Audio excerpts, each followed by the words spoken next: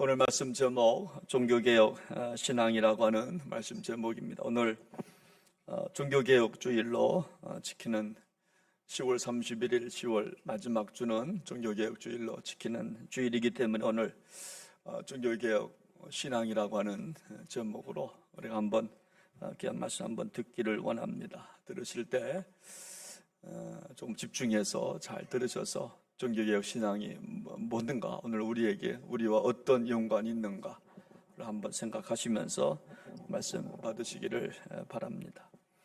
우리 기독교 역사 가운데 가장 큰 전성기는 중세시대라 이렇게 보시면 됩니다. 그런데 중세시대에 기독교가 물량적으로 팽창하다 보니까 오염되기 시작했고, 또 신앙이 변질되기, 좋게 변화가 되면 좋은데 잘못되게 변질되기 시작하면서 타락하게 됩니다. 그래서 몇몇 사람들이 모일 때마다 이렇게 하면 안 되지 않느냐, 그렇게 하면 안 되지 하는 어떤 자성의 목소리가 여기저기서 나오기 시작을 합니다.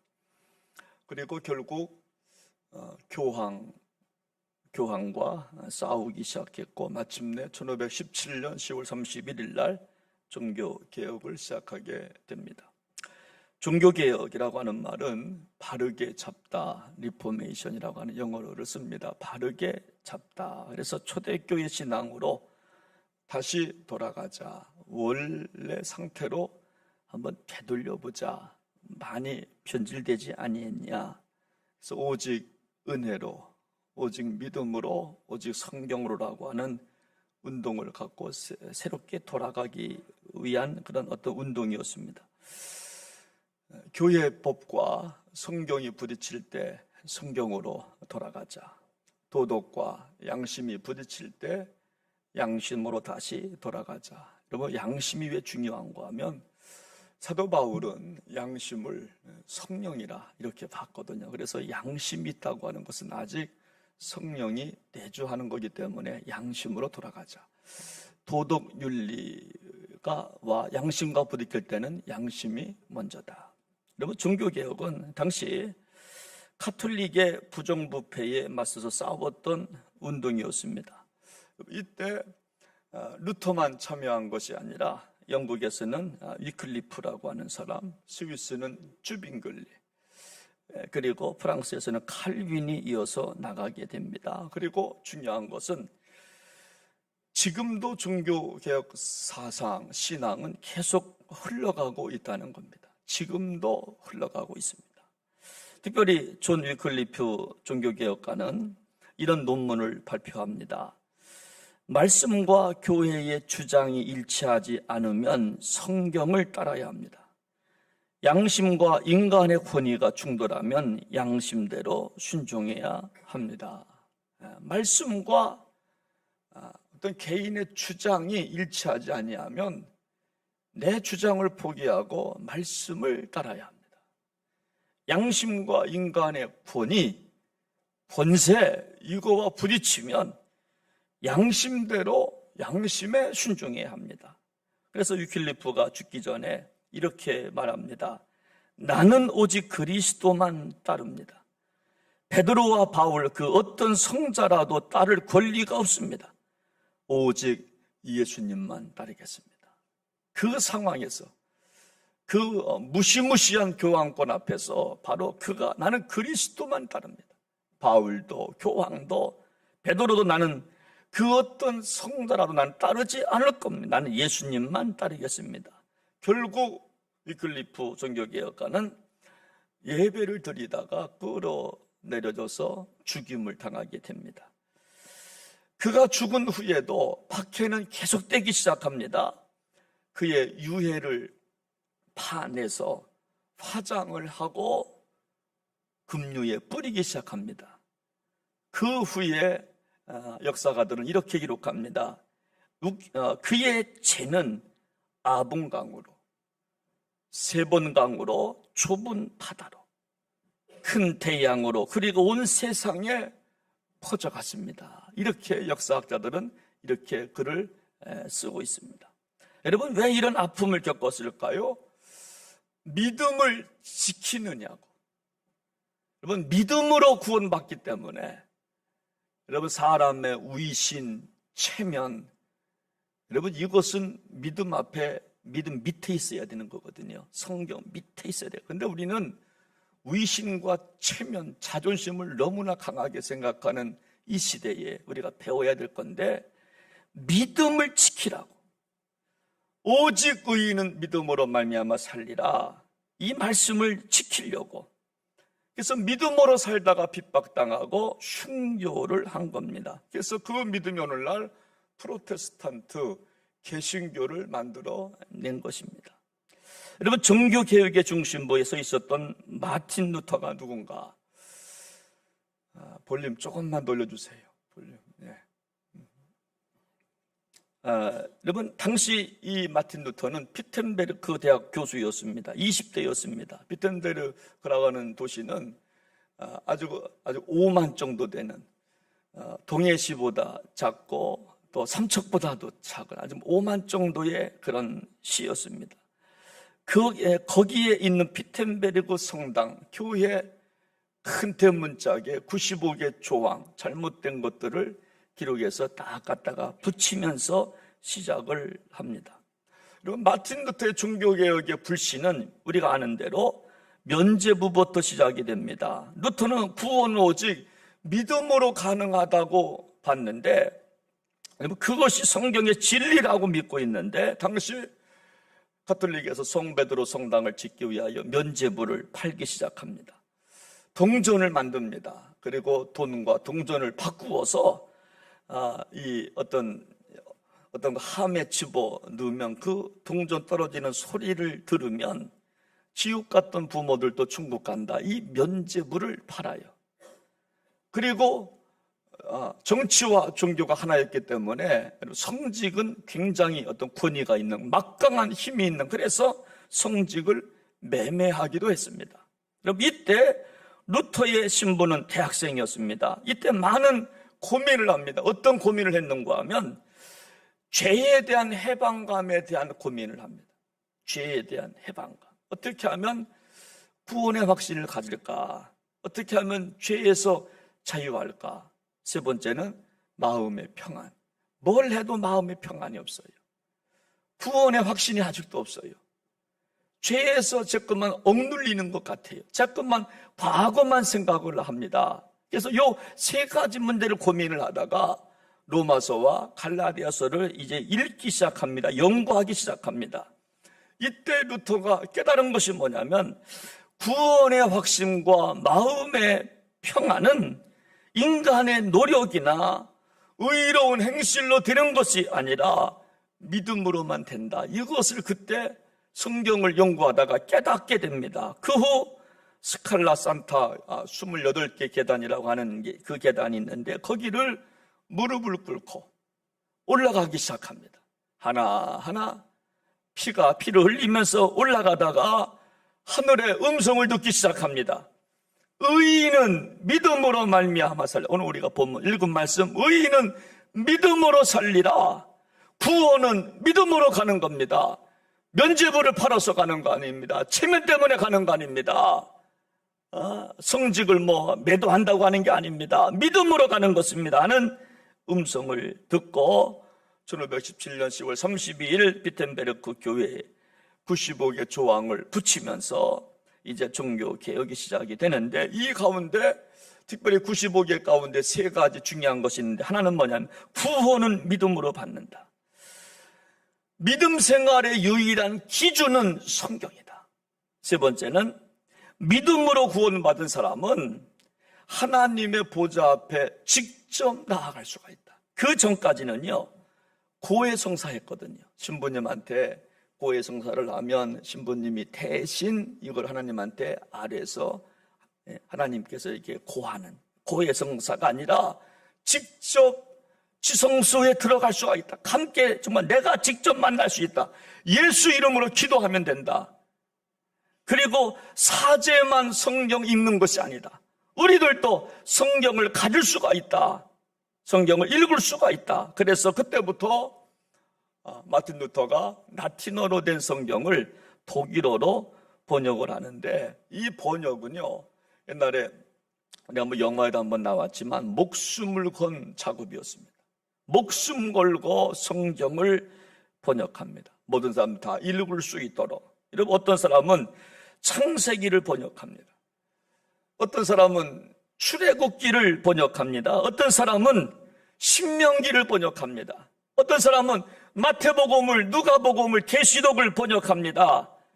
여러분, 번역할 때마다 그 사람들이 번역하면 마태복음을 번역하면 마태요, 창세기를 번역하면 창세기라고 불렀습니다. 신명기를 번역하면 신명기라고 불렀습니다. 누가를 복음했으면, 누가복음을 번역했으면 누가라고 불렀습니다. 그러면서 번역을 하기 시작합니다. 여러분, 마틴 루터가 이때 너무나 힘들었어요. 심신이 지쳤습니다. 낙심하고 두려워합니다. 그의 아내가 이제 마틴 루터가 이제 성경 번역을 하는 그 방에 왔어요. 우리 종교계 형제순례 가면 루터가 번역했던 그 방, 그 집이 아직도 있는데 거기 들어가면 아주 조그맣니다.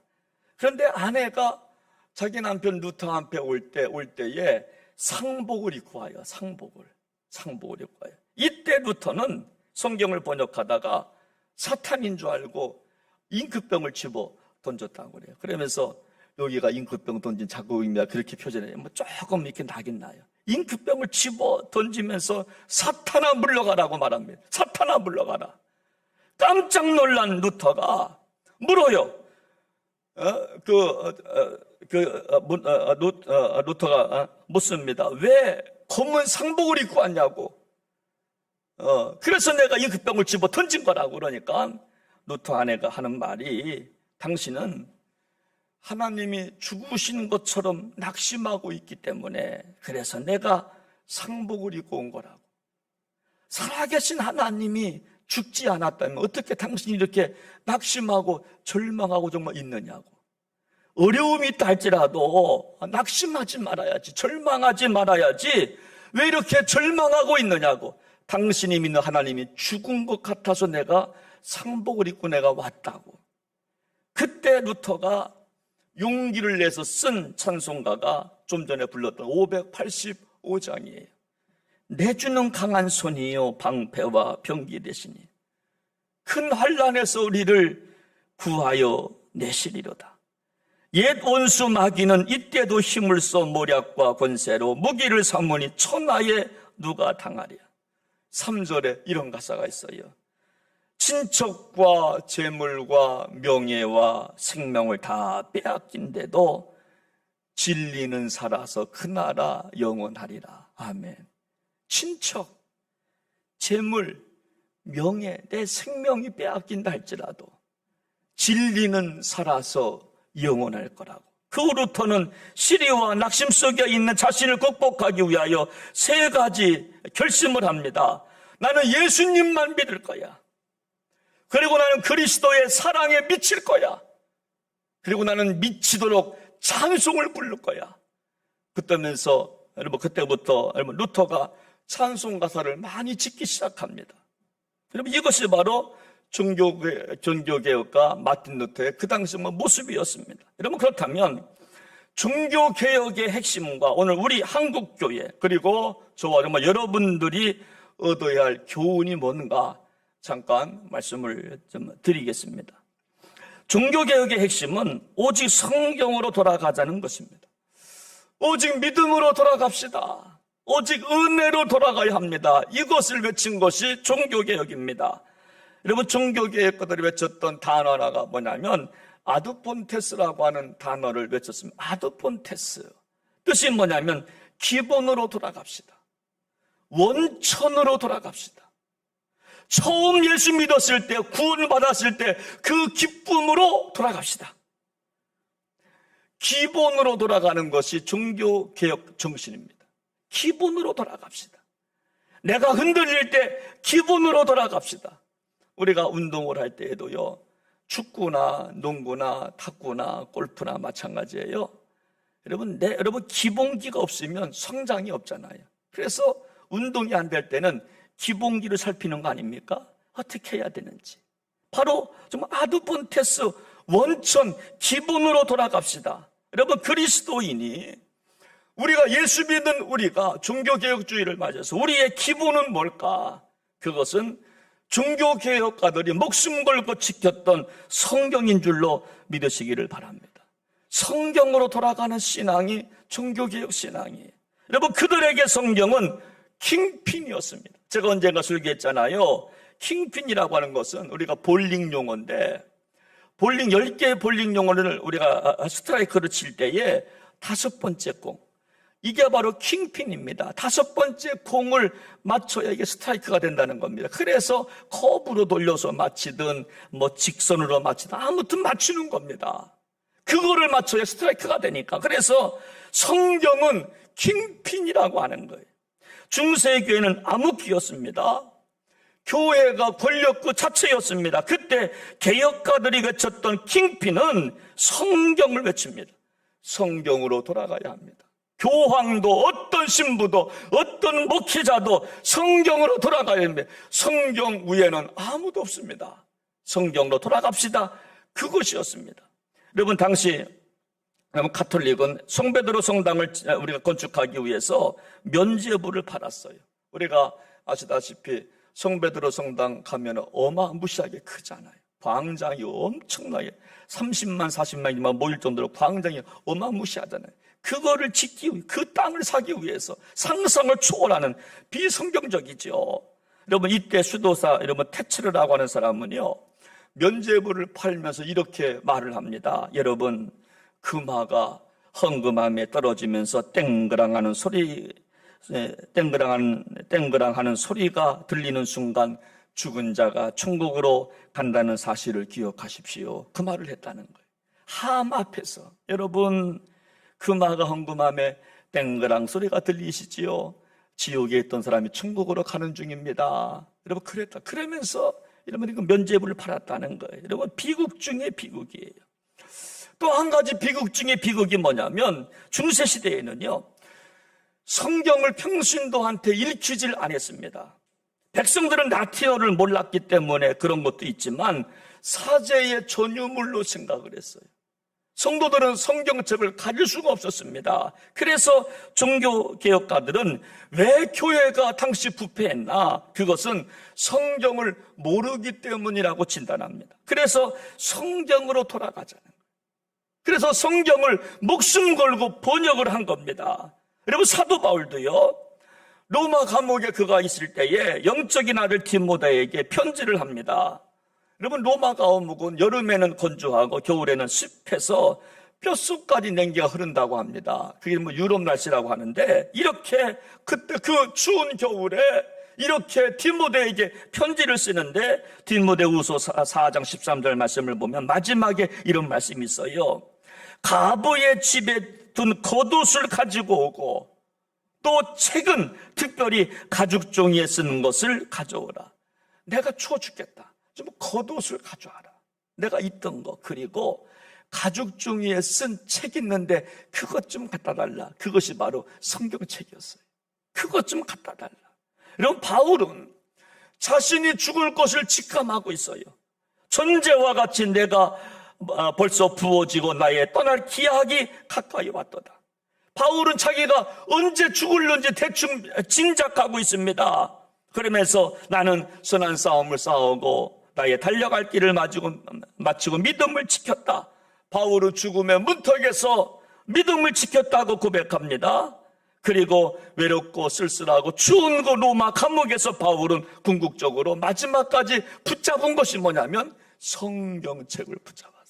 성경을 붙잡고 그 성경책 좀 갖다 달라고. 여러분, 그러므로 바울은 끝까지 성경의 사람이었어요. 죽을 날이 가까이 왔지만 성경을 붙잡고 죽었어요. 성경과 함께, 진리와 함께 붙잡고 죽었어요. 바울이 영적 아들 디모데에게 말하고 싶은 것도 바로 그겁니다. 성경을 붙들고 살라는 거예요. 나는 죽지만 아들 디모데야, 성경 붙잡고 살아라고 하는 것을 참으로 보여주고 싶어서 마지막까지 뼛속까지 추운 그 겨울날 정말 외투함보라고 성경책 좀 갖다 달라고. 저는 오늘 종교개혁 주일 설교를 준비하면서 저는 정말 우리가 붙잡아야 될 것은 바로 성경이라고 하는 것을 강조하고 싶습니다. 우리 생활의 기준은 성경이어야 한다는 거예요. 여러분, 성경을 캐논이라고 부릅니다. 캐논의 뜻은 기준입니다. 그러니까 우리 삶의 기준은 성경이 되어야 한다는 거예요. 교회에서는 김현 목사가 교황이 되면 안 돼요. 어느 누구도 교회에서는 교황이 여러분 나오면 안 됩니다. 여러분, 오늘날 교회 문제가 뭡니까? 성경은 없고 교황이 많다는 거예요. 교회마다 교황이 있어요. 자기 말 아니면 안 된다는 교황이 있어요. 이래서 교회가 어려워지는 겁니다. 지난주 동해삼 즉지방 목회자 수양에 다녀왔어요. 분위기가 지방 분위기가 너무 안 좋은 걸 내가 느꼈어요. 제가 보니까 교회마다 다 교황이 있어요. 한두 번의 교황이 있어요. 교회는 성경이 있어야 될 줄로 믿습니다. 진리가 있어야 되는 겁니다. 가정의 기준도 성경이어야지 가정의 캐논이 부모가 되면 안 됩니다. 교육의 기준도 성경이어야 합니다. 기준은 성경이어야 합니다. 그래서 우리는 성경을 배워야 되고 기록된 말씀을 읽어야 되고 선포되어지는 설교를 우리가 들어야 되는 겁니다. 그리고 자연계시를 통해서 주신 하나님의 말씀 음성을 우리가 들어야 되는 겁니다. 교회 학교에서도 성경을 가르쳐야 합니다. 어릴 때부터 성경을 암송시켜야 합니다. 우리 예전에 우리 수련회 가면 선생님들이 암송 못하면 밥 먹지 말라고. 지금 그때는 선생님이 그렇게 미웠어요. 근데 지금은 참 고마워요. 그때 몇 구절 외운 게 평생 가잖아요. 지금 외우라면요 못 외워요. 전화번호도 못 외우는데 어떻게 그걸 외워요? 못 외웁니다. 지금은. 그때 암송 것 가지고 평생 가는 거예요. 유대인의 교육이었습니다. 오늘날 우리 자녀들에게 문제는 돈이 없는 게 문제가 아니에요. 캐논, 성경이 없어요. 기준이 없습니다. 대학교를 가지만 성경이 없습니다. 세상을 살아가는 기준이 무너지고 말았습니다. 아니, 자녀에게 성경이 없는 게 아니라 부모된 우리에게 성경이 없어요. 어느 때는 기도하라고 하고 어느 때는 상황에 따라서 눈치껏 하라고 하고. 여러분, 기준이 없어요. 끝까지 믿음대로 해. 이 말을 자신 있게 못 던집니다. 야, 눈치껏 살아. 바보같이 살지 말고. 아니요. 기준이 있어야 됩니다. 야, 오른뺨 때리면 왼뺨까지 돼. 이런 부모가 어디 있어요? 한 대 맞았으면 너 두 대 때리고 와. 너 맞고 오면 안 돼? 이게 부모잖아요. 기준이 없어. 성경이 없어요. 느낌대로 살아라. 그게 우리 외침이라고 하는 거예요. 목수가 집을 지을 때 어떻게 짓습니까? 눈짐작으로 집 짓지 않잖아요. 그리고 반드시 먹줄을 튀깁니다. 이게 바로 캐논 기준 아니겠습니까? 먹줄을 튀겨서 줄을 잡고 여러분 건축을 하는 겁니다. 그런데 우리가 정말 가슴 치는 아픔은 뭐냐면 우리는 성경대로 내 영혼의 집을 짓고 있지 않다는 거예요. 성경대로 우리의 집을 짓고 있어야 되는데 우리는 성경대로 짓지 아니하고 상황적으로 짓고 있습니다. 내 마음껏 지으려고 합니다. 그래서 정말 영혼의 집이 건축이 안 되는 겁니다. 건축이 돼도 또 무너지는 겁니다. 조금 올라갔다가 조금만 힘들면 또 무너지고 조금만 작은 시험 한마디만 들어도 또 무너지고 올라가다가 또 무너지고. 왜요? 기준이 없기 때문에. 그냥 막 적기 때문에. 그래서 올라가다가 무너지고 상황에 밀리고 사람에 밀리고 하는 거예요. 제가 예전에 그런 분을 만났어요. 천주교인이 교회에 등록했어요. 개종을 하겠다고. 그런데 한 6개월 교회 다니더니 다시 천주교로 돌아가고 싶다고 말을 해요. 그 이유가 뭐냐 그랬더니 제가 천주교 다니다가 개신교로 왔는데 개신교 교인들 너무 성경을 모른다는 거예요. 성경 말씀대로 살려고 않는다는 거예요. 성경의 영향을 받고 살지를 않는다는 거예요. 자기네들은 뭐 술 먹고 담배 펴도 성경대로 살려고 노력하는데 이 개신교 와 보니까 사람들이 말만 많다는 거예요. 기준이 없다는 거예요. 성경대로 살려고 하는 노력이 정말 없다는 거예요. 자기는 가고 싶다는 거예요. 저는 오늘 정말 여러분들한테 도전을 좀 드리고 싶어요. 여러분들에게 성경은 있으십니까? 정말 여러분들한테 진리가 있으십니까? 여러분들한테 성경이 정말 기준이십니까? 한번 좀 물어보십시오. 나에게 기준은 뭔가? 나를 이끌어가는 힘은 뭔가 한번 생각해 보십시오. 나에게 정말 나를 이끌어가는 기준은 성경인가 진리인가 사람의 말인가 경험인가 뭔가 한번 좀 살펴보십시오. 여러분들은 뭡니까? 여러분들은 이끌어가는 기준이 뭐예요? 여러분들 뭐 소리 듣고 따라가십니까? 뭐 말을 하면 귓가에 정말 혹합니까? 옛날 우리 신앙의 선배들을 보면요, 진짜 기준은 성경이었던 것 같아요. 못 배웠어도, 초등학교밖에 못 나왔어도 삶에 흔들림이 없었던 이유는 성경이 기준이었기 때문에. 예수께서 말씀하시되 성경이 이렇게 기록했어. 그래서 초등학교밖에 못 나왔지만 삶의 중심에 요동이 없어요. 먹지를 못해도 성경대로 살아가려고 몸부림을 쳤어요. 우리 세계 감리교회 가운데 제일 크다고 하는 강남에 광림교회가 있습니다. 김선도 목사님. 그 다음에 저 망월동인가요? 서울에 김홍도 목사 금남교회가 있습니다. 또 서초동에 또 그 임마누엘 김국도 목사. 이분은 세 분은 삼형제입니다. 또 막내는 신철님 시흥시에서는 목회하시고. 이분의 어머니의 간증을 들었는데요. 자식들이 너무너무 배고프니까. 여러분, 쌀을 사가지고 오면 그 어머니는 11조를 띄는 겁니다. 이거는 하나님의 거야. 배고파도 이거는 못 먹어. 그러면 형이 김선도 목사님이, 아니, 나도 배고파, 동네도 배고픈데, 일단 좀 먹자고, 엄마. 우리가 배고파 죽겠어요. 안 돼. 이건 하나님의 거야. 안 돼. 여러분, 그러면서 아이들을 키웠다는 거예요. 아이들을 키웠다는 거예요. 부모의 신앙이 정말 반듯하지 않아요? 성경대로 살아가려고 몸부림치는 겁니다. 안 되는 것은 안 된다고.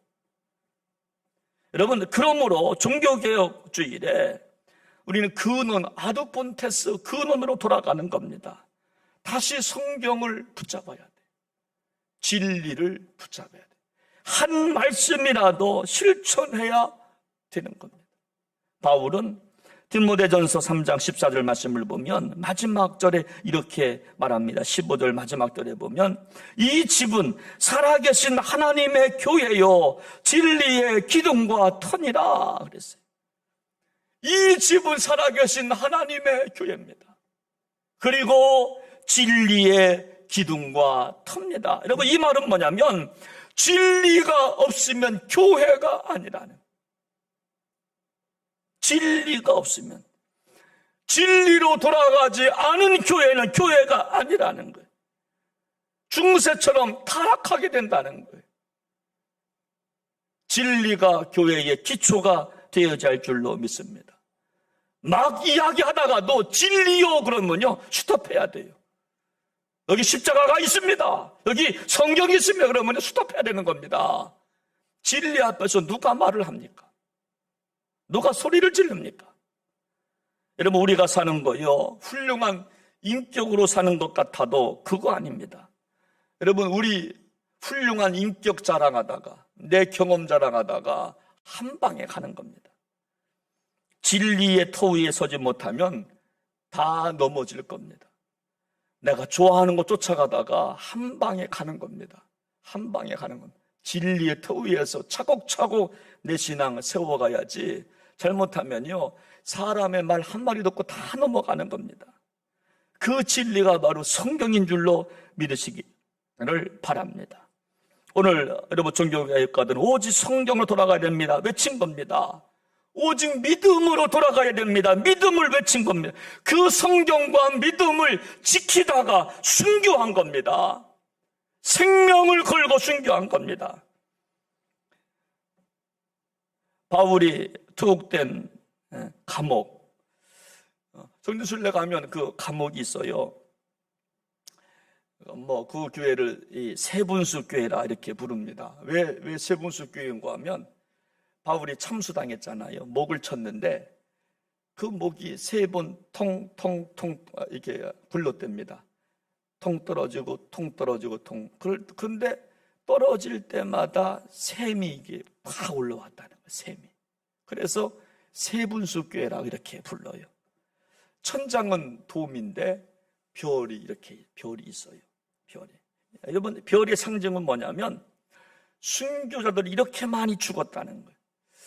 바울 이 세분수 교회 천장에 이 별이 많은데 그 터에서 1만 명이 죽었답니다. 10,000명 이상이 죽었다. 그래서 그분들을 기념하기 위해서 별을 이렇게. 여러분, 바울이 순교한 이후에 성 버나드가 그곳에서 기도할 때 환상을 봅니다. 수많은 순교자들이 별이 되어서 하늘로 올라가는 환상을 성 버나드가 봅니다. 그리고 찬송가 85장 그 시를 성 버나드가 씁니다. 구주를 생각만 해도 이렇게 좋거든. 그 바울 그 세분수 성당 위에 있는 그 별들을 보면서 환상을 본 거죠. 순교한 그들이 하늘로 별이 되어 올라가는 환상을 보면서 구주를 생각만 해도 이렇게 좋거든. 주 얼굴 배울 때야 얼마나 좋. 이 가사를 써서 부르기 시작한 거예요. 그렇습니다. 종교개혁가들, 초대교회 성도들은요, 죽어가면서 믿음의 고고함을 지켰어요. 믿음의 고고함. 흔들리지 않았어요. 종교개혁은 그러므로 지금도 진행 중이에요. 종교개혁은 505년 전에 마침표 찍은 게 아니라 지금도 종교개혁은 진행 중이에요. 누군가가 종교개혁의 대상이 아니라 내가 종교개혁의 대상이에요. 저는 요즘 그거를 느낍니다. 저도 한때는요, 이거 좋아했어요. 수원역 나가가지고 이거 하다가 끌려가고 저도 매도 많이 맞고. 근데 어느 순간요, 내가 종교개혁의 대상이 됐어요. 그러니까 저는 지금 조용합니다. 젊은 사람들이 봤을 때 그들이 나를 볼 때 내가 종교개혁의 대상이 됐어요. 지금은 조용합니다. 말하지 않습니다. 왜? 종교개혁의 대상자가 말하면 이거는 말이 안 되거든요. 저도 종교개혁의 대상이 됐어요. 지금은 저는 입은 닫고 지갑은 열어놔요. 흘러가게. 참 좋아요. 근데 많은 사람들 이거를 깨닫지 못해요. 종교개혁의 대상자가 종교개혁을 하겠다고 외쳐요. 이러니까 교회가 어지러워지는 거예요. 사회가 좀 어지러워지는 겁니다. 그러니까 제가 생각할 때 50대가 넘으면 가만히 있어야 되겠구나.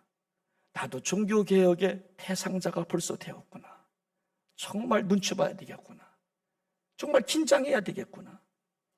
앞으로 50년, 100년이 흘러서 우리 후배들이 우리를 보고 믿음의 선배님들이 믿음을 지켰다고, 신앙을 지켰다고, 어렵고 힘들었지만 우리 선배님들이 비굴하게 살지 아니했다고, 우리 교회 장로님들이 비굴하게 살지 않았다고, 세상과 야합하지도 않고 타협하지도 않았으며 성경대로 살았다고.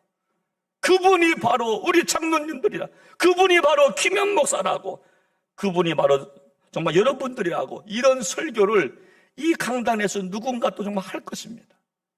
누군가 할 것입니다. 제가 505년 전에 루터를 이야기하고 쭈빙골을 정말 이야기했던 것처럼 아마 누군가가, 아마 수백 년 후에 누군가가 또 정말 말할 겁니다. 그때 2022년도에 누군가가 이렇게 살았어요. 이렇게 살았기 때문에 교회가 되었다라고. 여러분들이 바로 그 신앙 중심부에 서서 진리를 지켜서 승리하고 교회를 세워나가고 주님 나라 확장의 도구로 쓰임받는 저 여러분들 되시기를 주의 이름으로 축원합니다. 함께 이 시간 찬양 한 곡 부르고요, 오늘 말씀 붙잡고 함께 기도하겠습니다. 내 마음의 주를 향한 사랑이 십자가의 길 순교자의 삶인데요, 이 찬양이 오늘 종교개혁 주일에 우리에게 도움이 될, 도전될 찬양인 것 같아서 부르게 됩니다. 같이 이 시간 가사 생각하면서 함께 부르시겠습니다.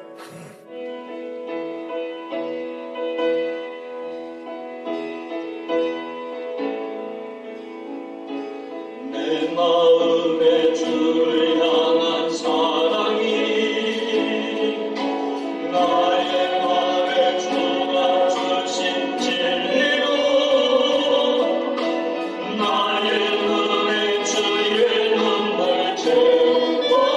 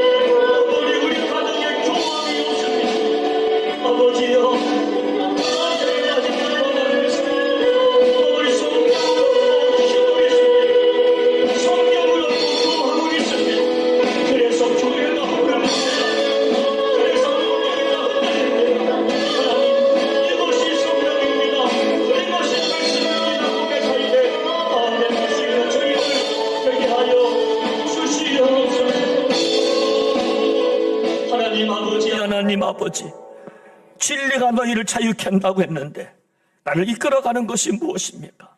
진리입니까? 권세입니까? 세상의 어떤 힘입니까? 무엇에 내 발걸음은 움직입니까? 무엇에 내 마음은 평안해집니까?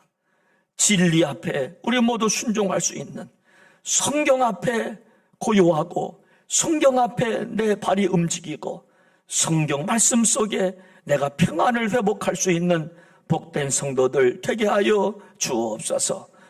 하나님, 알고 보니 문제는 나에게 기준이 없었습니다. 성경이 우리의 기준이 되어서 아멘하며 성경 말씀을 들으며 배우며 실천하며 살아갈 수 있는, 그래서 하늘의 복을 받는 축복의 성도들 되게 하여 주옵소서. 존귀하신 예수님의 이름으로 기도하옵나이다. 아멘.